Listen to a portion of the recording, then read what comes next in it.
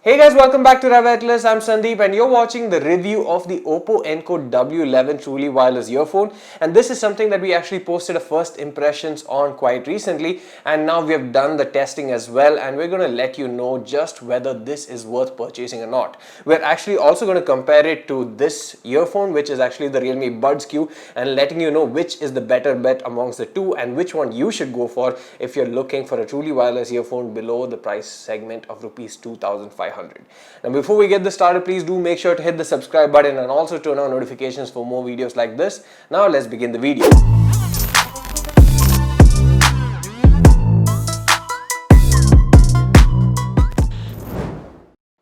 So let me start by talking about the design itself, and this is quite similar to something that you probably would have already seen, and that is the Galaxy Buds from Samsung.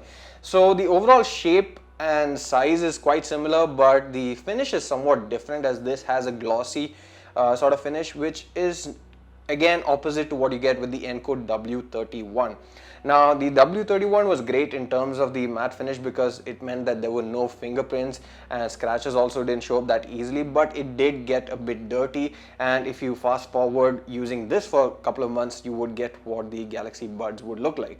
Now the difference here is also the fact that the Galaxy Buds were used by me whenever I was traveling, whenever I was flying around, etc. And this is almost 2 years old, I guess now, so that's why it's showing a lot of wear and tear. In comparison, W31 looks more pristine, but this too has signs of aging a bit, and I would say that over time this W11 would probably do the best, and the reason for that is because this has a glossy finish.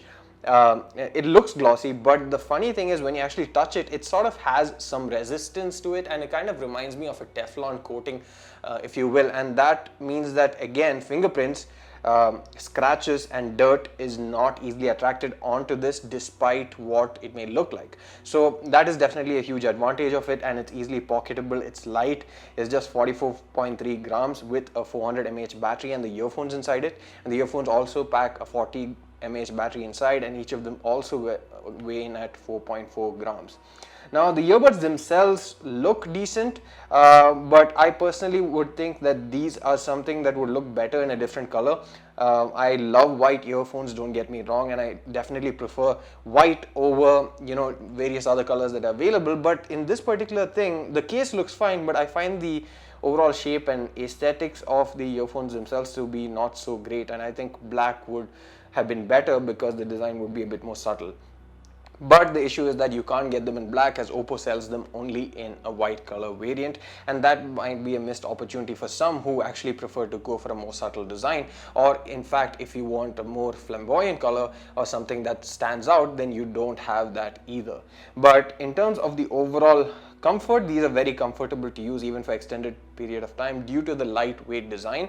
But one thing I didn't quite like are these ear tips as well as the overall isolation, considering that generally whatever ear tip that comes in the box fits me pretty well, and I have no issue with the isolation and it falling off, for example, but these remained a bit loose in my ear, and I even tried the other ear tips that they give, but unfortunately none of them really gave the perfect fit. So I'm not sure if it's more of the design itself or whether it's something to do with my particular piece, but I felt that they were not all that great in terms of isolation. And what this means is that you also have to pump up the volume quite a bit, especially when you go to noisy environments. Now this also becomes an issue sometimes if you're taking calls, because the overall volume is pretty loud, but then if you have sound from outside creeping in, it will definitely drown your overall experience itself. Now in terms of the music quality, I would say that these are decent. They're not all that great in terms of the audio quality itself, and even the bass is quite lacking despite what they might be saying on the marketing material, and I'll come to that in a minute because I'll be comparing this to the Buds Q, and I felt that this was something that is more apt for a casual listening experience, maybe if you're just talking to people, if you're watching a few videos here and there, but communication being your main need rather than for media consumption or for gaming. Now the latency was decent, but again I would say these are not typically fit to play PUBG, for example. And even in terms of the microphone, these do a good job at definitely cancelling out the outside noise, but they do sound a bit hollow, and the person at the other end definitely knows that you're speaking through a earpiece. Now, these come with an 8mm driver, which I expected to be better in terms of the bass, but it's a bit lacking, I find, even on songs that are meant to be bass heavy. But again, maybe there is a set of audience for that who does not require that bass, but I personally prefer either having a bit extra bass or having a more balanced thing, neither of which this is.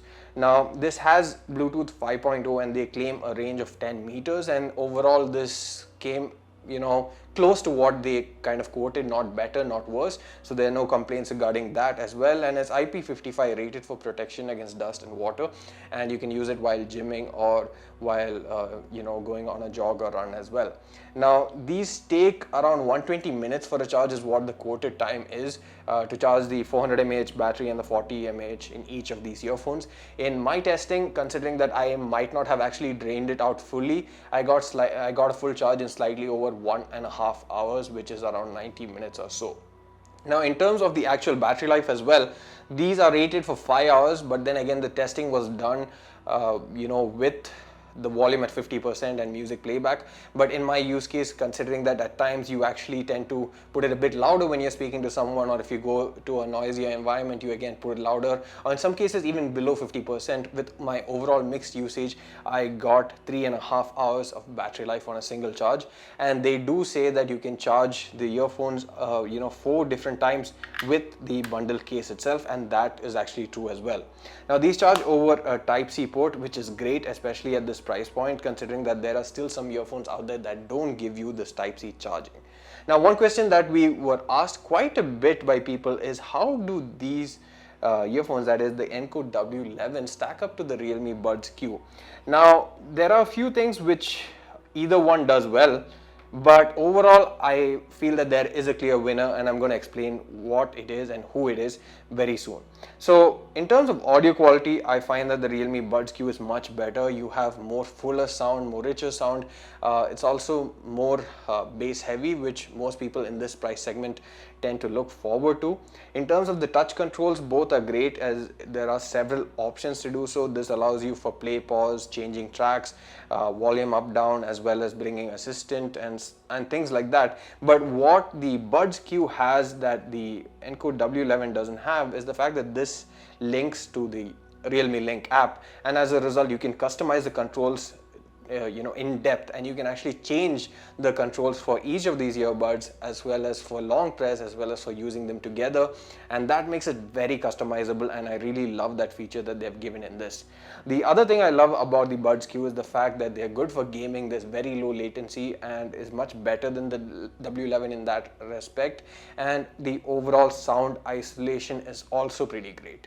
Now, one thing that I prefer the W11 for is mainly the USB Type-C port, and the fact that the microphones do a better job at noise cancellation when you're talking to someone.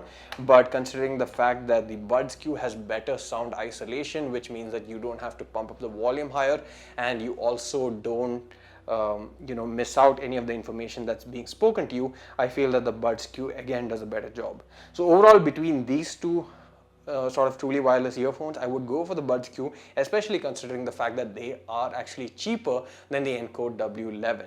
Now, regardless of which one you choose, you will still get a good experience, but I would say if you're a gamer or if you're into music, then go for the Buds Q. But if you're into more of a talking sort of scenario where you use it just to communicate or do video calls, etc., and maybe even casual music or video once in a while, then this is the one for you. But overall, between these two, if you're asking me to pick, I would go for the Realme Buds Q itself.